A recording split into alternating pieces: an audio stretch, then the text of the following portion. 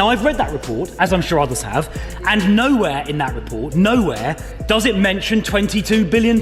Whenever Keir Starmer and the Labour government face tough questions, the first thing they often do is point to the so-called £22 billion financial gap.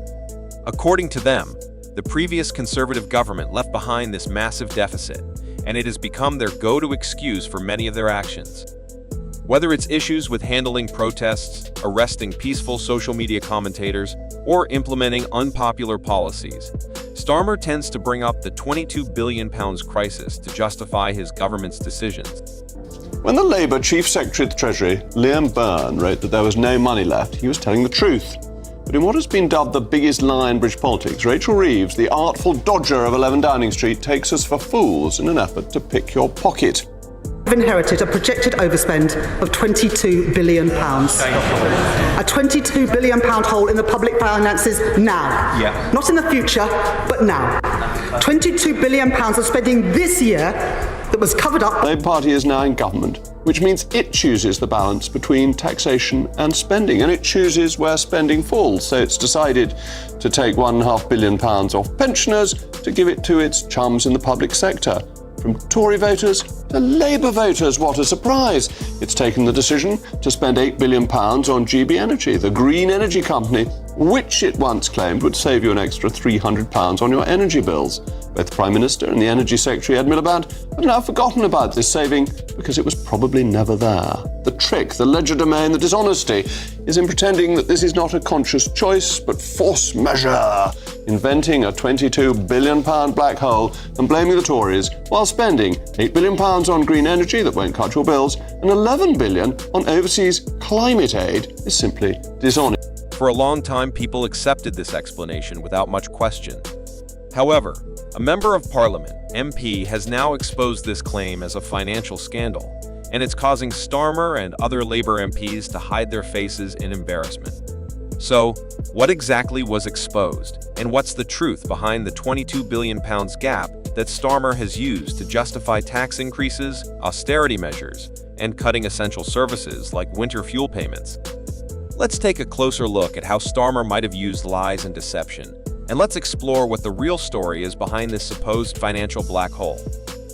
It means, Mr. Speaker, that we have inherited a projected overspend of £22 billion. A £22 billion hole in the public finances now. Not in the future, but now. £22 billion of spending this year that was covered up by The claim of a £22 billion financial black hole in the UK's public finances under Labour has become one of the most controversial narratives in recent political history. It has been widely used by the Labour government to justify austerity measures, higher taxes, and cuts in public services.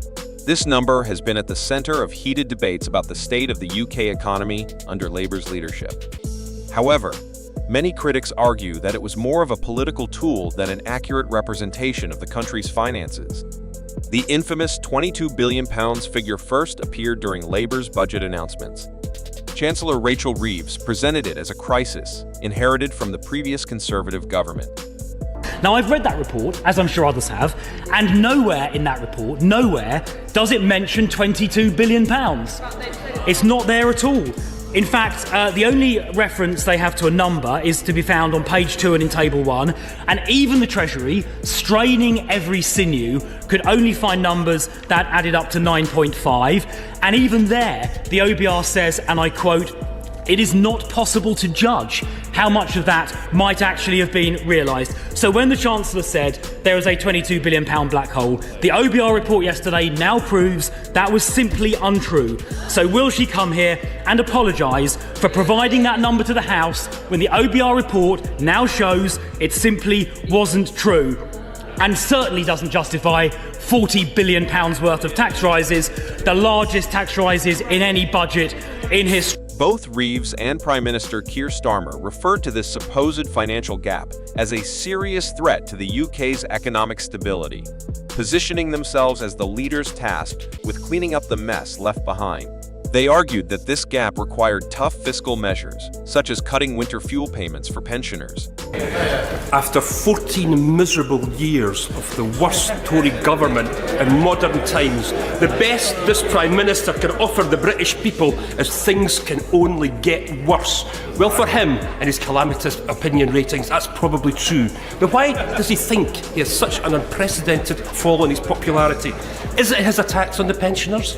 Is it leaving children in poverty? Is it the re-emergence of Labour cronyism? Or is it because his austerity is even worse than the Conservative variety? I remember when they used to sit here.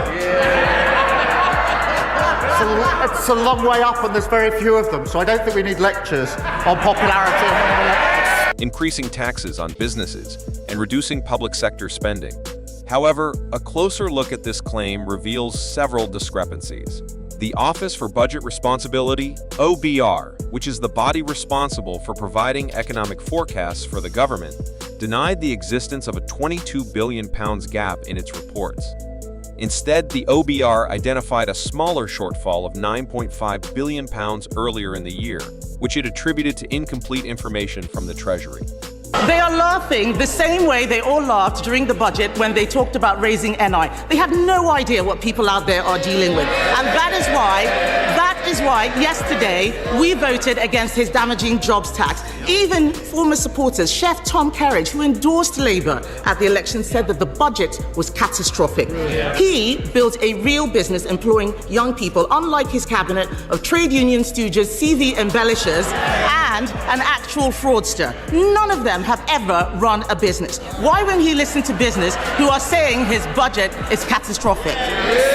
Even this smaller deficit was presented as a worst-case scenario, with the OBR explicitly stating that it was impossible to know how much of this deficit would actually materialize. That's when Labour MP Chris Philp called out Starmer and his Chancellor for misleading the public, demanding an apology from them. After this challenge, Labour leaders attempted to defend the £22 billion figure by combining several unrelated budgetary pressures, such as £7 billion in additional spending pressures, £5.6 billion in overspending on public sector pay, and other costs like We can't just tax our way out of the problems that they left us, which is why we put in place tough. They were howling at the spending decisions. They wouldn't take them. And we'll stick to those spending decisions. And our focus is absolutely on growth. But their record, they flatlined the economy. Their record, they flatlined the economy. A mini budget that crashed the economy. Worst cost of living crisis in living history. And they left a £22 billion black hole. asylum support and rail project overruns. However, this attempt at justifying the £22 billion figure only raised more questions. Critics, including former Conservative Chancellor Jeremy Hunt, accused Labour of manipulating the numbers for political gain. Hunt even labelled the £22 billion claim as nonsense, pointing out that no independent economist supported the idea of such a large financial hole. Despite this, Labour continued to use the £22 billion figure, making it a central part of their narrative. They presented the gap as an unavoidable crisis, using it to deflect criticism for unpopular policies. By framing the gap in such terms, they were able to justify significant tax increases and spending cuts that disproportionately impacted middle and lower-income households. Public anger over reduced winter fuel payments and increased financial pressures was redirected toward the previous Conservative government, with Labour framing it as a result of their economic mismanagement. This tactic may have been politically sensible in the short term, but critics argue that it was ultimately damaging. By exaggerating the scale of the problem, Labour risked undermining their credibility, not just with political opponents, but also with the public. The Treasury, which is responsible for managing the nation's finances, has come under intense scrutiny for its role in perpetuating the £22 billion claim. Why is the government obsessed with clawing money back from all of us? I mean, they win with a massive majority, whatever, and they have this huge gain in seats and whatever. So why do they then want to make themselves incredibly unpopular straight away with elderly pensioners taking away the winter fuel allowance, with, going in with taxing national insurance and taxes? the state of this country with taxes is untrue. I mean, what is value-added tax? What is my value-added? Do I have value-added tax on my spectacles, for instance? I don't know. Or if you were to buy tumblers like this, is there value-added tax on them? No idea. Why do some things have value-added tax and some don't? Ticked along quite nicely, owing money in the past. Most countries around the world owe money.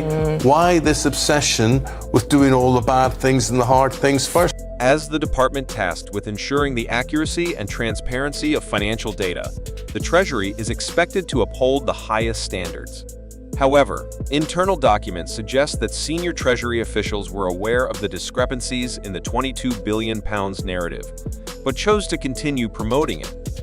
For the public, the £22 billion financial gap has become a symbol of political manipulation.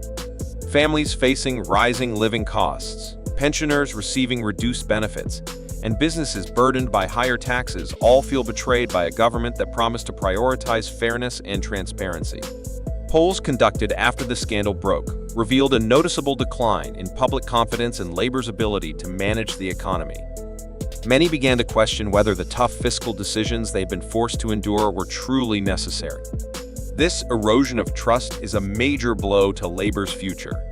Even if Starmer continues to avoid taking responsibility, internal dissent within the party is growing. Backbench MPs are now calling for a re-evaluation of Labour's economic strategy. Meanwhile, opposition parties have seized on the controversy to portray Labour as dishonest and incompetent. It's difficult to understand why Starmer and his government would impose heavy taxes and end winter fuel payments to pensioners when the £22 billion financial gap didn't actually exist. The public has paid the price with higher taxes and reduced services, all while Labour blamed the previous Conservative government for the supposed crisis. I wouldn't use the word fled, but I've left purely because of Labour's taxes and the increases they're going to bring out in the future, inheritance tax, capital gains, raise the tax rate. And, you know, they're penalising the wrong people. So it's the entrepreneurs, the risk takers, the business people that create wealth, that create jobs, that, you know, put more into the economy, but they're driving them out. And if they do this leaving tax, there's no way possible will people ever return. More millionaires are going to leave the UK than any other country in the next few years. And already 10,000 are going to be leaving this year. So Labour needs to relook at it and come up with another idea to raise money rather than penalising wealthy or successful people. They despise wealthy people, as you know. They're socialists and they need to just change their plan or they're going to bankrupt the UK very quickly. This situation has led to many wealthy individuals, including millionaires, leaving the UK as they are increasingly burdened by the higher taxes. At the same time, Britain's economy is showing signs of decline, with inflation rising and the cost of living continuing to climb. Despite this, the only explanation Labour seems to offer is that they inherited a £22 billion financial black hole. Perhaps Starmer has forgotten that, as Prime Minister, it is his responsibility to stabilise the economy and foster growth, rather than simply blaming the previous administration as if he were still in opposition. Government borrowing costs are at a 27-year high. Growth has been killed stone dead. Inflation is rising, impacting millions. Interest rates are staying higher for longer, and business confidence has fallen through the floor. The party opposite talked down the economy. They crippled businesses with colossal taxes, breaking all their promises.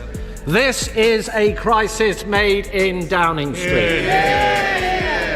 And Mr. Speaker, it should hardly surprise the Chancellor that international markets are uneasy. The UK's long-term borrowing costs have risen to their highest in almost 30 years. But while the government was losing control of the economy, Mr. Speaker, where was... An MP recently gave Starmer and the Labour Party a reality check by exposing the truth behind the £22 billion claim. It's clear that the public is growing frustrated and increasingly skeptical of Starmer's leadership. With the £22 billion lie now exposed, many are questioning whether Starmer has lost his credibility as Prime Minister. What do you think? What other lies might Starmer and the Labour Party have used to justify their actions? Isn't it clear that the £22 billion claim was just a political tool? And now that it has been debunked, Starmer's position is weaker than ever? Share your thoughts in the comments below. Do you believe that Starmer's tax hikes and spending cuts were truly necessary, or do you think they were part of a bigger political strategy? Let us know what you think about the Labour Party's handling of the economy and their credibility moving forward.